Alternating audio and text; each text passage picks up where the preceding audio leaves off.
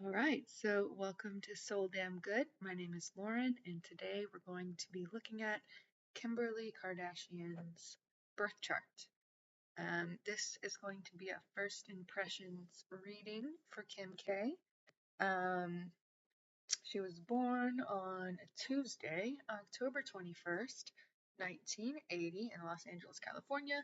That makes her a Libra sun, and it makes her a Sagittarius rising at 13 degrees, and her moon is in Pisces.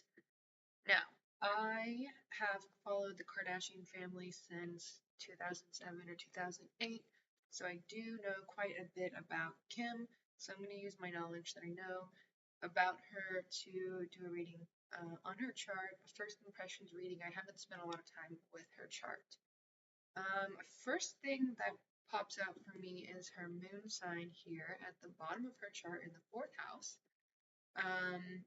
In 28 degrees Pisces, so moon in Pisces is a very sensitive placement. It makes me think of her crying memes that have become popularized on the internet, her crying, her big emotions. See that moon is directly opposite her midheaven. So having her moon in Pisces in the fourth house, I think she is someone who is most comfortable when she's at home, is most comfortable when she's with her family, and is most comfortable being emotional in that space. Now, when it's opposite her midheaven is her career. This is the top of her chart. This is where she is most visible. She's got this midheaven in a loose conjunction with Venus, which means she is known for her beauty. Um, sorry, I guess I made it bigger. That works. But this midheaven in Virgo is this very precise and particular way of doing things. It means she works very hard, she's very organized, she works very hard with her midheaven with Venus to look a certain way. And that is directly opposing what is going to be most nourishing to her, which is her moon in the fourth house. She's got Jupiter on her midheaven, really tight conjunction there. So that tells me that her career is going to be big, it's going to be booming, it's going to be expansive, and it has the ability to make her a lot of money.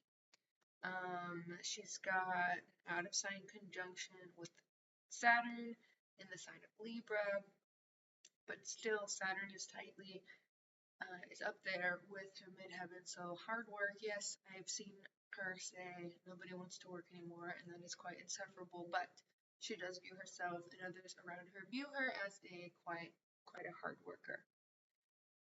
All this to say, her hard work, her business, her expansion, her beauty, all of this is in the sign of Virgo or Libra for Saturn. But the sign of Virgo, which is very perfectionistic, which is very organized and meticulous, and this is in an opposition, a really tight opposition to what really fulfills her emotionally, what really nourishes her, which is that home environment, which is the dreaminess of Pisces, the I could just see her really being fulfilled by being at home watching a Disney movie on the couch with her family, right? But that is in opposition to what is her career. So next, let's talk about her ascendant sign in Sagittarius.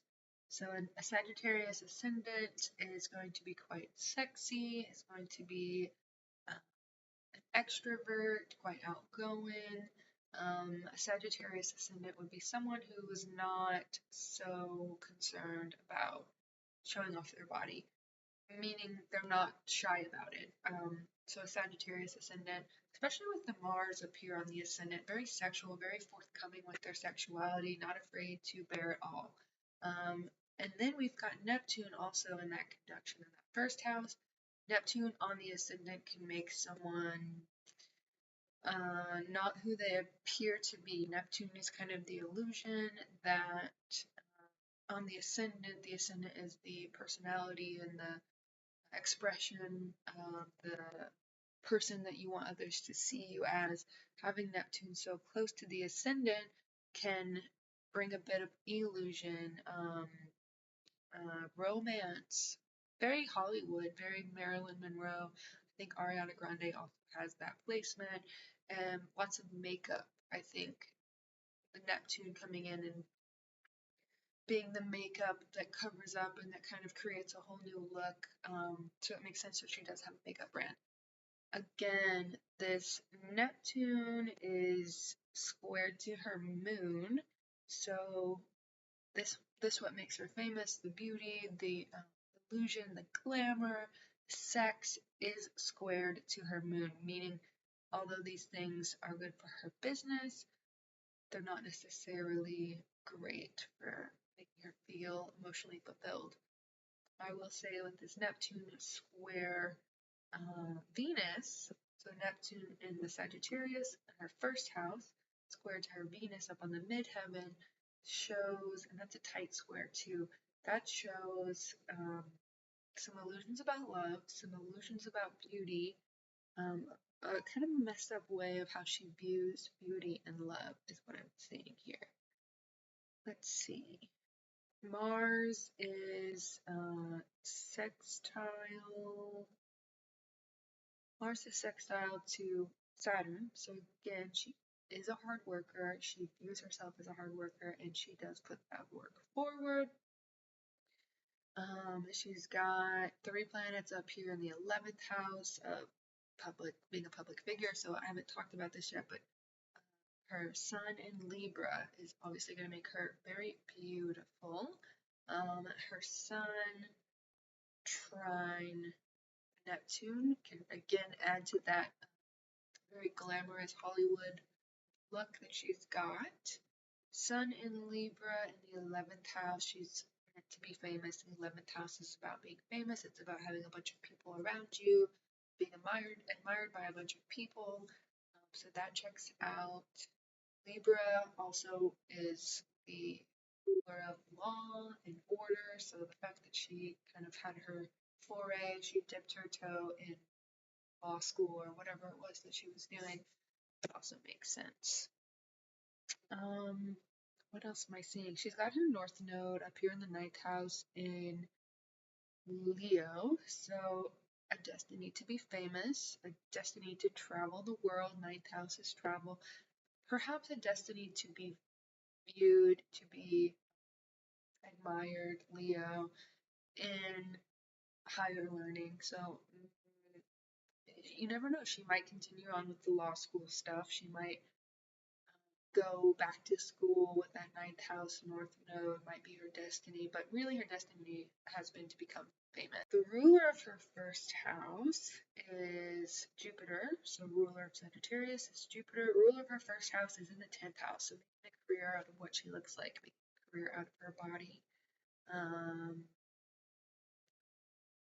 The ruler of her 11th house is in the 10th house. The ruler of Libra is Venus in the 10th house, so definitely meant to be famous. Having this many placements at the top of her chart shows that she is meant to be famous, and like I said, it is mostly in opposition to her moon down here at the bottom of her chart, what really fulfills her. Now let's see, she's got Uranus trine moon, Uranus in the 12th house, Mercury in the 12th house, Mercury in Scorpio. So, oh, I just remembered a Kardashian plotline from one of the earlier seasons where they were talking about how Kim is like a really good detective. So Mercury is the mind, Scorpio would rule detectives and investigating. Scorpio in the 12th house is like, yeah, that's a really good placement for someone who would want to be a detective. She's got, and she probably is good at it, Mercury trine Venus, so the way that she speaks is very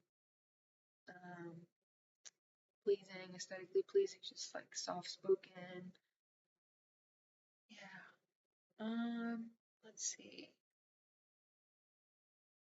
Moon trine Uranus, that's an interesting one. She's got Uranus in the 12th house, so I think her subconscious mind might be quite weird. She might have really good ideas, to be honest with you. I think if she could channel her weirdness and her subconscious weirdness and kind of, if she were to do meditation or breath work or psychedelics, she could tap into that 12th house and that would be fulfilling to her. to her, that trine there. Yeah, we got here, like I said, Jupiter opposite Moon. These people are generally really bubbly and easy to get along with. But again, it's like she's in a polar kind of war between career and being emotionally fulfilled in the home space. It's also got Pluto and quite conjunct her Sun in the 11th house, but Pluto in the 11th can indicate that she's got connections with some very powerful people. It can indicate big influence over others. So yeah, Pluto is kind of a transformative influence over the public in that space in the 11th house. Okay, let me see, is there anything else I want to talk about for Kim right now? Let me just pull up that Venus and okay, so basically Neptune squared to Venus can distort her self-image. Neptune rules mirrors, film, and screen, so that makes a lot of sense for Kim, having been on film for most of her adult life.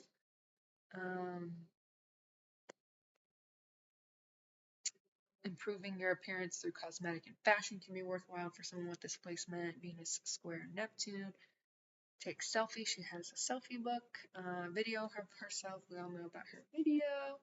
And then, yeah, I think that Venus and Neptune, and there's more to dive into there. Maybe I'll do another video, more of a deep dive with Kim Kardashian. But this has been First Impressions of Kim Kardashian's birth chart. Thank you for watching, and I hope that you enjoyed it. Bye.